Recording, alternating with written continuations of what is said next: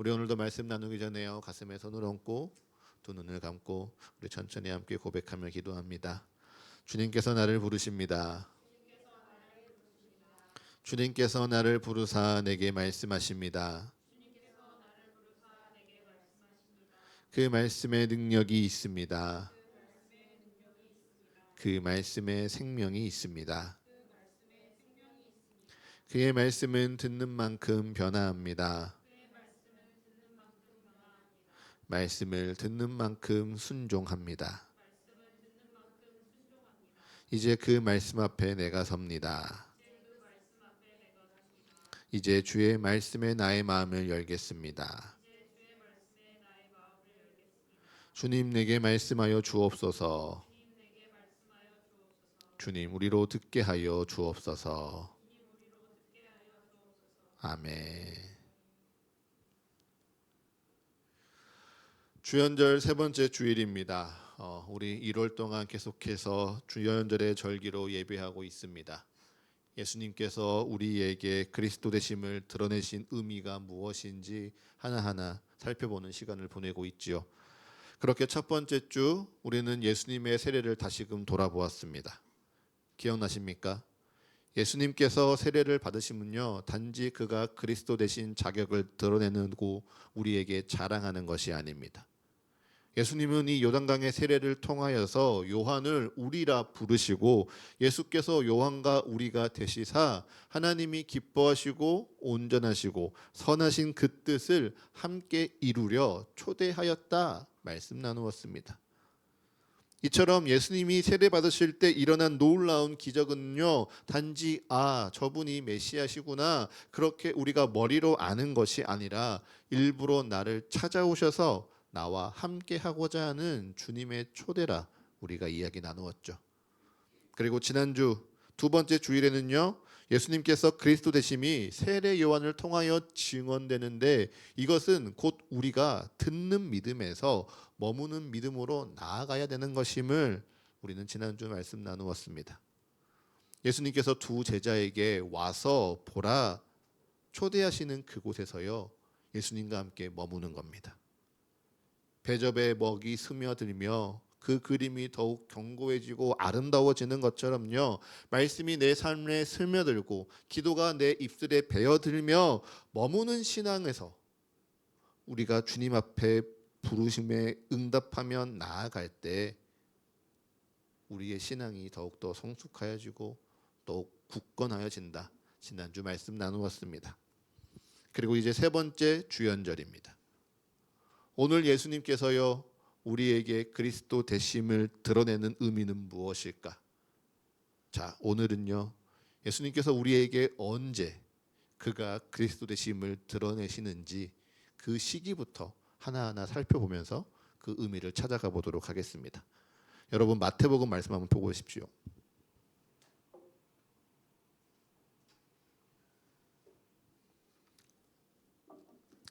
자, 마태복음 4장 12절은요 이렇게 시작합니다.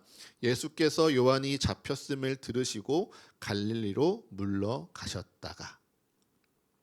마태복음 3장에서요 요한에게 요단강에서 세례를 받으신 예수님께서는요 마태복음 4장 전반부를 보면 성령에게 이끌리어 광야에 나가 세 가지 시험을 마치셨습니다. 뭔가 예수님께서 하나하나 준비를 이루어 가시는 것 같죠. 그런데 예수님께서 요한이 잡혔음을 들으시고 갈릴리로 물러가십니다. 또 나사렛을 떠나 스불론과 납달리 지경 해변에 있는 가버나움에 가셨다라고 성경은 기록합니다. 우리가 알지 못하는 지명이 쭉 나열되니까요, 이곳이 어디인지 감이 잘 안 오실 겁니다. 그런데 쭉 나열된 지명이 주는 느낌과 다르게요, 이 지역들이요 썩 멀리 떨어진 곳이 아닙니다. 예를 들면요, 서울의 강북에서 살다가 강서로 이사합니다. 그리고 강서에서 다시 한남동으로 이사 왔다 정도의 의미입니다. 다만 여기서 우리가 주목할 것은요, 그 당시 유대인들이 예수님이 사시는 이 지역에 대해서 갖는 태도가 서울이라는 이 지역이 주는 이런 긍정적인 의미가 아닙니다. 오히려 스불론과 납달리, 가버나움 이방의 갈릴리는요 매우 부정적인 의미를 갖는 지역입니다. 그 이유가 무엇이냐? 바로 갈릴리 지방은요, 이방 문화가 뒤섞인 곳이기 때문입니다. 말씀에 기록된 것처럼요, 이 지역은 국제 무역로인 해변길이 있는 지역입니다. 대대로 상인들이 많이 오고 가는 지역이죠. 그래서 그들이 살고 머무는 도시에는요, 이방의 문화들이 자연스럽게 들어왔습니다. 이방의 문화들과 유대인들의 문화가 뒤섞인 곳이었죠. 그래서 율법대로라면 이방인들과 결코 함께할 수 없는 이 유대인들은요, 그곳에 사는 것만으로 이미 부정한 자들, 율법 가운데 타락한 자들이었습니다. 거기에 더해 가버나움은요, 로마의 군대가 상주하던 도시입니다. 그 당시 로마의 군대는요, 지나가는 사람을 잡고 너 이 짐 들어야 돼, 너 나 따라와야 돼, 그들의 삶을 징발할 수 있는 권리를 가졌습니다. 그래서 가버나움에 사는 것만으로 이들은요, 언제든지 로마의 군대에 끌려가 그들의 삶에 부역해야 됐습니다. 그러면서도요, 허리가 휠 정도로 그들의 세금을 감당하는 것이 바로 이 가버나움의 주민들이었죠. 그러하기에 갈릴리라는 지역, 그리고 이 가버나움이란 지역은요, 유대 사람들에게 무식하고 오염된 동네라 손가락질 받는 곳이었고요, 이방 사람들에게는요, 이용만 당하고 압제당하는 곳이었습니다. 성경의 표현을 빌리자면 육체적으로, 영적으로 사망이 그늘진 곳이 바로 이 땅이었죠. 그런데 그러한 곳에 예수님이 가십니다. 왜요? 오늘 성경의 말씀처럼 선지자 이사야를 통하여 하신 말씀을 이루시기 위해서입니다. 오늘 우리가 함께 읽은 구약의 본문 이사야 9장 1절과 4절의 말씀은 이렇게 기록하죠.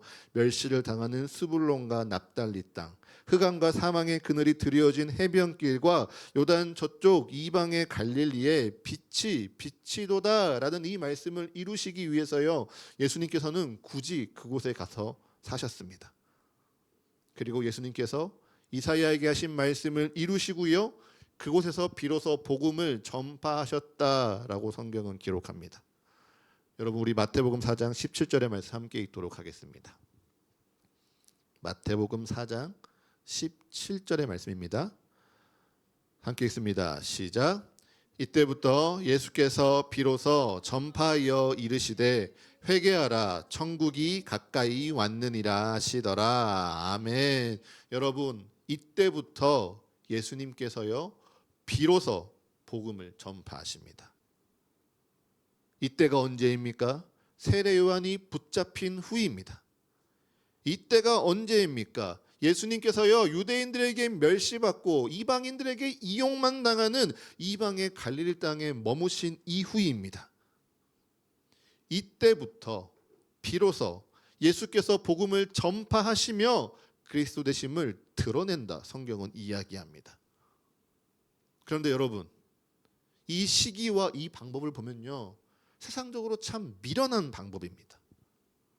세상의 방법대로 말한다면 가장 주목받을 수 있을 때 메시지를 전해야 됩니다. 가장 주목받을 수 있는 장소에서 메시지를 전해야 됩니다. 일을 시작할 때요, 힘이 될 만한 사람을 곁에 두고 일을 시작해야 됩니다. 그래야 그나마 경쟁이 심한 이 세상 가운데 살아남을 수 있다, 성공의 가능성을 놓치지 않을 수 있다 이야기하죠. 여러분, 우리는 다 알고 있는 G.O.D라는 그룹이 있습니다. 여러분, 이들의 데뷔 무대가 언제인지 아십니까? 가요 무대가 아니고요, 충격적이게도 목요일 11시 밤에 하는 한 연예 시사 프로그램이었습니다. 그 연예 시사 프로그램에요, 중간에 갑자기 G.O.D라는 그룹이 등장하면서요, 그들의 데뷔 무대가 있었습니다. 그 시절에 제가요, 그 데뷔 무대를 봤는데요, 참 생소했습니다. 복장도 이상했고요, 표정도 어색했지만 무엇보다 이 연예 시사 프로그램에 웬 갑자기 신인 가수가 와서 데뷔를 하는지 생뚱맞았죠. 저만 그렇게 느꼈느냐? 아니요, 멤버들과 프로듀서였던 박진영도 똑같이 느꼈단 겁니다. 작년쯤에요, 이 G.O.D 그룹이 한 프로그램에 나와서 인터뷰를 하는데요, 자신들이 이 데뷔했던 그 무대를 두고 박진혁 씨가 두고 말하기를, 너희에게 3번의 기회가 있는데 이제 2번 남았다라고 말할 정도로 그 데뷔 무대는 완전히 망한 무대였습니다. 그런데 예수님이 복음을 전파하는 이 상황, 이 시기가요, 정말 때와 그 장소가 맞지 않습니다. 지금 예수님을 도와서 그가 그리스도가 되심을 증언해야 될 세례요한이 어디에 있습니까? 옥에 갇혀 있습니다. 예수님이 계신 곳은요, 사람들에게 둘러싸여 주목받는 요단강이 아닙니다. 사람들이 예배 드리려고 찾아오는 예루살렘도 아닙니다. 오히려 이방의 문화로 뒤범벅돼서요, 유대인들에게 무시당하는 갈릴리 땅입니다. 툭하면 로마 군대의 징발을 당하고요, 그들이 부과한 세금을 감당하기에 다른 데에 눈 돌릴 것이 없는 가버나움 지역입니다.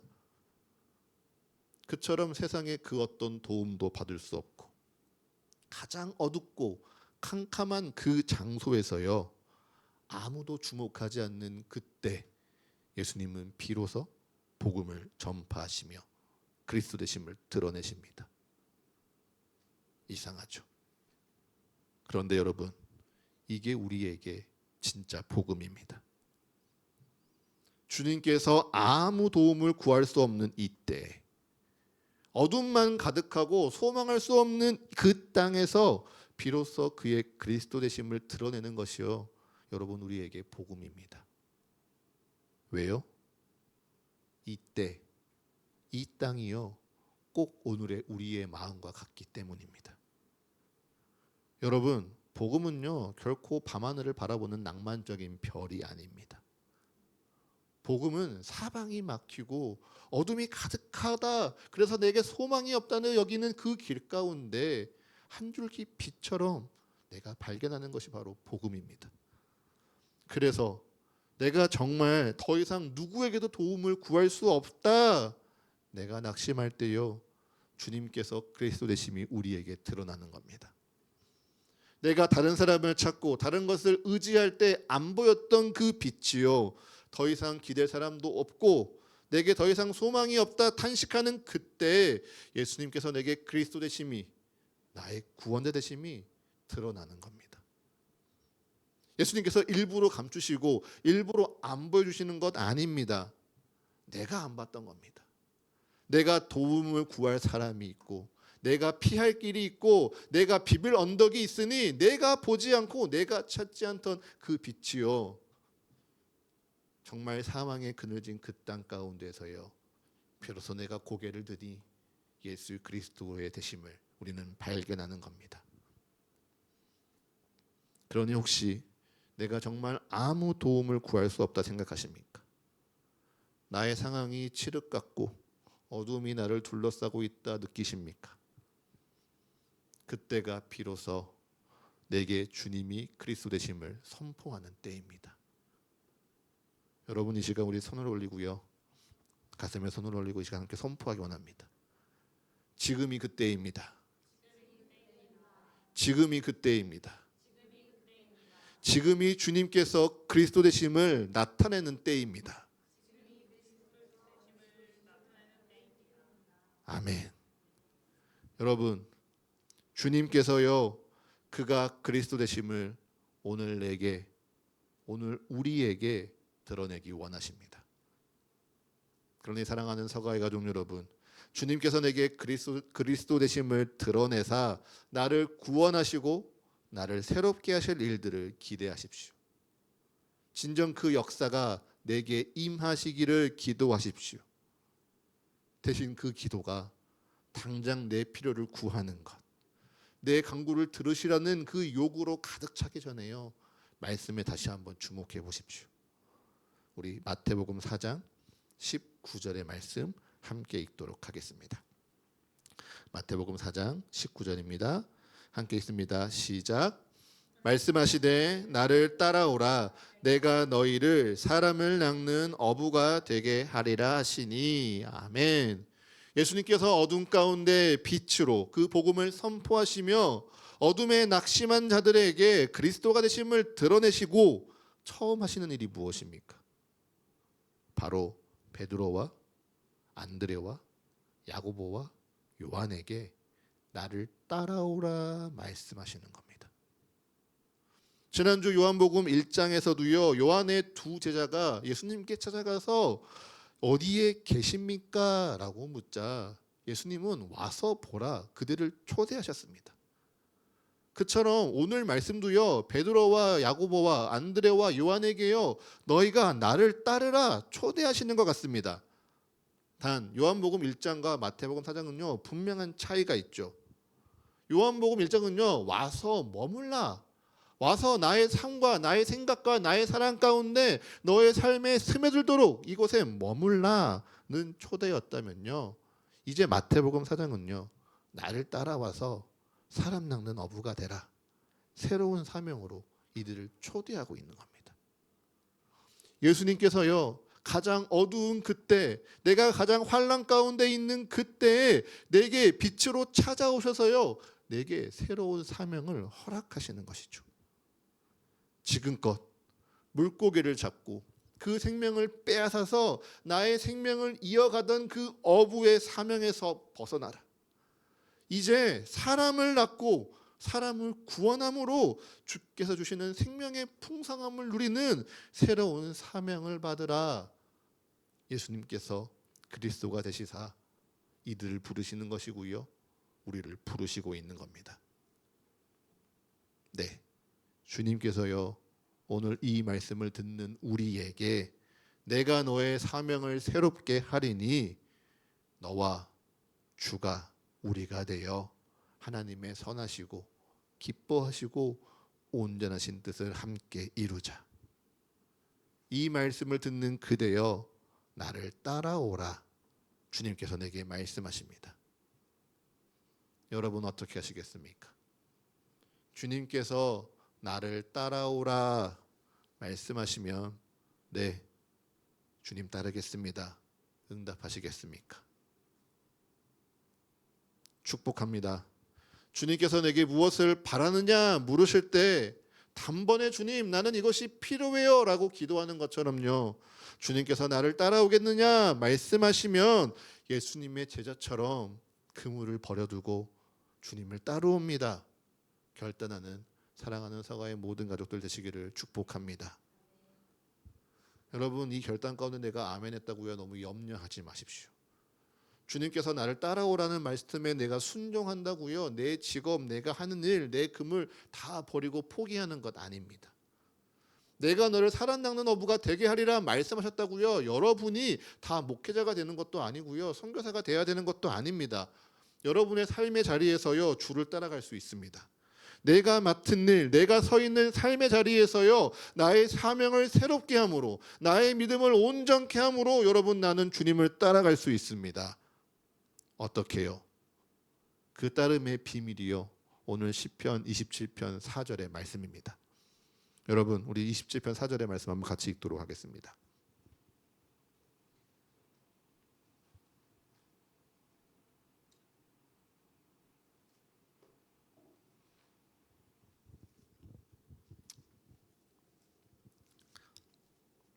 시편 27편 4절의 말씀입니다. 함께 읽습니다. 시작. 내가 여호와께 바라는 한 가지 일 그것을 구하리니 곧 내가 내 평생에 여호와의 집에 살면서 여호와의 아름다움을 바라보며 그의 성전에서 사모하는 그것이라. 아멘. 여러분 지난주 우리가 인생을 즐겁게 살아가는 방법이 단 한 가지라고 했죠. 그것이 무엇입니까? 주의 말씀이 나의 심중에 있는 겁니다. 오늘도 마찬가지입니다. 우리가 어둠과 같은 그곳에서 새로워지고요. 모든 것이 무너진 그 삶 가운데 다시 시작할 수 있는 방법도 단 한 가지입니다. 무엇입니까? 내가 주를 사모하는 것입니다. 내가 내 평생의 여호와 집에 살면서 여호와의 아름다움을 바라보며 그의 성전에서 주를 사모하는 것만이 내가 새로워지는 방법이고요. 사망의 그늘진 땅에서 다시 시작할 수 있는 유일한 방법입니다. 여러분, 주님을 사모하십시오. 주님을 진정 사모하십시오. 오늘 내 삶의 자리에서요, 주님을 사모하는 것이요, 나를 따르라 말씀하시는 주님의 음성에 순종하는 나의 길입니다. 그런데 여러분, 그냥 사모하는 것이 아니라요, 진짜 잘 사모하셔야 됩니다. 여러분이 사모한다라고 생각하면 어떤 느낌이 떠오르십니까? 썸남과 썸녀가 마음을 서로 주고받으면서 호감을 갖는 떨리는 감정이 사모입니까? 내가 누군가만 생각을 해도 부끄럽고 설레이는 기분이 사모하는 감정입니까? 사실 이 사모한다의 원어를 살펴보면요, 이 단어는 감정적인 반응이라보단 노동에 가깝습니다. 사모한다의 원어는요, 바카르라는 단어입니다. 원래 쪼개다, 가르다, 쟁기로 밭을 간다라는 뜻을 가지고 있는 단어이죠. 쟁기로 밭을 갈아서요, 땅 속에 무엇이 있는지 찾아보고 분별한다는 뜻입니다. 이처럼 사모한다라는 단어가 가진 원어는요, 대상을 세밀하게 살펴보고 분별하는 것을 뜻하고 있습니다. 그렇기에 내가 주님을 사모한다는 것, 내가 예수님을 사모한다는 것은 단순히 예수님을 생각하면 참 좋아라고 감상에 젖어 있는 상태가 아닙니다. 내가 주님을 사모한다는 것은 주를 사랑하기 위해 나를 갈아엎는 겁니다. 내 삶에 주님의 뜻을 묻고 내 하루에 주님의 말씀을 묵상하며 나의 선택 앞에 어느 것이 주님이 기뻐하시는 길인지 분별하기 위해 땅을 기경하는 것처럼요, 내 삶을 훈련하는 겁니다. 그래서 내 고집과 내 고정관념과 내 실패와 지난 경험에 갇힌 내가 비로소 주의 말씀이 깨달아지고 주님을 더 알아갈 때 나는 진정 주님을 사모하는 자로, 주님을 따르는 자로 거듭나는 것입니다. 여러분, 이렇게 말씀을 전하면요, 그래서 내가 또 무엇인가를 해야 되나 고민이 되실지 모릅니다. 분명 예수님께서 아무 소망이 없고 어둠과 같은 내 상황과 내 삶의 자리에 찾아와서 빛을 비추시니 이것이 복음이라 감사라 느꼈는데, 그래서 결국 주님을 사모하면서 내가 무엇인가 더 해야 되나? 이게 너무 무겁다라고 느끼실 수도 있습니다. 허나 여러분, 이것은요, 의무가 아니라요, 내가 살아가는 나의 생존의 방법입니다. 내가 살려고 밥을 먹고요, 살려고 몸을 움직이는 것처럼요, 내가 주님 안에서 살아가려면 여러분, 우리는 주님을 사모하는 겁니다. 그렇게 내가 주님을 사모할 때만 여러분, 우리는 27편의 말씀처럼요, 주님을 기뻐하며 찬양할 수 있습니다. 내가 매일 주님의 뜻을 묻고 주의 말씀을 묵상하며 주의 뜻을 분별할 때 여호와는 나의 빛이시요 나의 구원자이시다. 여호와가 내 생명의 능력이시니 내가 누구를 두려워하겠느냐. 여호와께서 환난 날에 나를 그의 초막 속에 비밀히 지키시고 그의 장막 은밀한 곳에 나를 숨기시며 높은 바위 위에 두시리로다. 주께서 나를 내 원수 위에 높이 드시리로니 나는 주님을 영원히 찬양하리로다 자랑할 수 있습니다. 그런데 혹 내가 그저 감정을 위로받는 데에 머무르고 싶고 그저 내 필요를 채우며 메꾸는 데에만 내 기도가 머무르다 보면요, 여러분, 나는 내 안에 갇힐 뿐입니다. 그리고 7절과 9절의 말씀처럼요, 주님 내게서 그 얼굴을 숨기실까? 주님이 혹시 노하여 나를 버리지 않으실까? 두려움에 떨며 사는 것이요, 우리의 모습일 수밖에 없습니다. 그러니 사랑하는 서가의 가족 여러분, 다시 한번 선포합니다. 주님을 진정 사모하십시오. 주님을 사모하시며 주님이 나를 따르라 말씀하실 때 나의 길이 어디인지 잘 분별하십시오. 주님을 사랑하니까 더 공부해야 된다가 아니고요, 내 마음이 살기 위해, 내 마음에 내 생각에 소망을 놓지 않기 위해 주님의 말씀을 묵상하며 주님께 구하십시오. 진짜 내 마음에 숨겨져 있는 그 보물을 찾는다는 마음으로요, 주님의 뜻과 계획을 파헤쳐 찾고 읽고 또한 깨달으십시오. 저는 이 말씀을 여러분에게 전하면서요, 주님이 제게 주시는 마음이 하나 있습니다. 아, 우리 교회가 지난날 가버나움에 있었구나라는 마음이요, 제 안에 이 아침 깊이 묵상됩니다. 지난 한 해 모두 크든 작든 각자의 어려움 가운데요, 우리는 가버나움에 있었을지 모릅니다. 그 일이 끝난 일도 있고요. 아직 그 상황이 계속되며 마음이 어려운 일도 있습니다. 저 또한 그런 상황 속에서요, 목사로서 여러분에게 도움이 다 되지 못하는 것 같아서 많이 괴로워하며 제 삶의 자리도 가버나움에 있었다 이제야 고백합니다. 그런데 오늘 말씀을 준비하며 주님께서요, 어디에서 그리스도 되심을 드러내셨습니까? 사람이 주목하고요, 빛이 가득한 예루살렘이 아니고요, 어둠과 사망의 그늘진 가버나움 그 땅에 그리스도의 빛을 비추셨습니다. 그리고 그들에게 그리스도 되심을 드러내시며 주를 따르라, 주를 사모하라 말씀하셨습니다. 이 말씀이요, 오늘 제게 도전이 됩니다. 어떠한 상황, 어떠한 환경이 와도 내가 먼저 주님을 사모하라, 주님이 제게 격려하십니다. 나를 따라오라. 부르신 그 길이 참된 기쁨을 잊지 말라. 그래서 우리 교회가 가버나움과 같은 이 땅과 이 시대에 결코 주님이 맡기신 그 빛을 잃지 말고 주님께 나아오는 그 길에 순종하라. 제게 사명을 다시금 새롭게 해주십니다. 여러분, 그 마음으로요, 여러분에게 권하고 싶습니다. 칠흑 같은 어둠 속에서요, 빛을 찾아가는 길에 함께 걷기 원합니다. 내게 주신 복음을 다시 기억하는 그 길 가운데요, 바카르, 주를 사모하며 주와 함께 따라 걷기 원합니다. 혼자 걷지 마시고요, 함께 찾아가기 원합니다. 제가 백인백책이라 이름을 지으면서요, 주님이 제게 주신 마음은 절대 100권의 책을 보고 똑똑해지고 지식이 높아져라 아닙니다.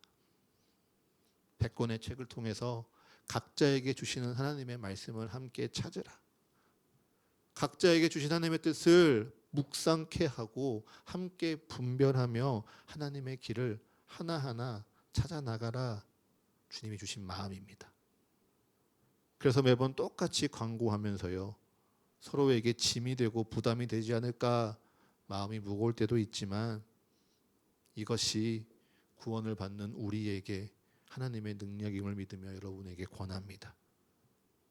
주님의 빛을 향해 나아가는 길에 여러분과 함께하고 싶습니다. 내 상황과 내 환경에 매몰되지 않고요, 그곳에서 그리스도 되심을 드러내는 우리 주님을 믿음으로 오늘 이곳에서 내게 말씀하시는 주님의 뜻을요, 함께 분별하고 싶습니다. 그래서 나 혼자 할 수 없고 나 혼자는 힘든 그 믿음의 길을 함께 걸어갈 때 우리 교회가요, 진정 서로에게 가족이 되어주고 또 하나의 가족으로 거듭나는 사과교회 되기를 기도합니다. 말씀을 정리합니다. 주연절 세 번째 주일입니다. 예수님께서는요, 아무도 주목하지 않는 이방의 갈릴리, 칠흑과 같은 어둠이 깔려 있고 사망이 그늘진 그 가버나움 그 땅에서 요한이 붙잡힌 그때에 비로소 복음을 전파하시며 그리스도 되심을 드러내셨습니다. 그처럼 내가 아무 도움을 구할 수 없고 더 이상 그 어떤 것도 소망할 수 없는 그 상황 속에서 주님께서 우리에게 찾아오셔서 내가 너의 구원자 그리스도이다 드러내기 원하십니다. 내가 너를 혼자 두지 않겠다. 내가 너를 내버려 두지 않겠다. 내가 나와 함께 나를 따르라. 나를 따라오라. 우리에게 말씀하십니다. 그래서요, 이방의 갈릴리 같은 내 삶에 혼자 갇혀있는 내 마음의 빛으로, 소망으로, 사랑으로 다시금 그 마음 새롭게 하기 원하십니다. 그러니 이 시간 나의 그리스도, 나의 구원자 되신 주님께 함께 응답하며 기도합시다. 내가 주를 진정 사모하기 원합니다. 내가 진정 주를 사모하기 원합니다. 우리 그 마음 담아 이 시간 함께 찬양하고 기도하겠습니다.